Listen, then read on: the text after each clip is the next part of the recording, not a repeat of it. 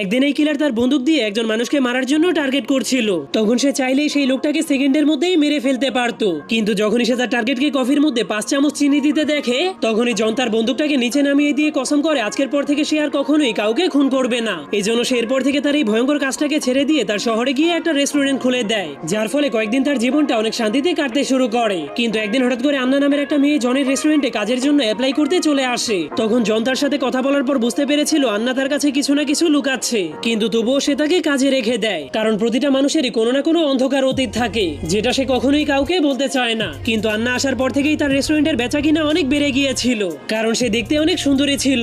এই জন্য কাস্টমারেরা তাকে অবাক হয়ে জিজ্ঞেস করতো, তুমি কি সত্যি সত্যি এখানে কাজ করো? আর এমনটা হলেই জন বাহিরে এসে তাদেরকে সত্য কথাটা বুঝিয়ে বলতো।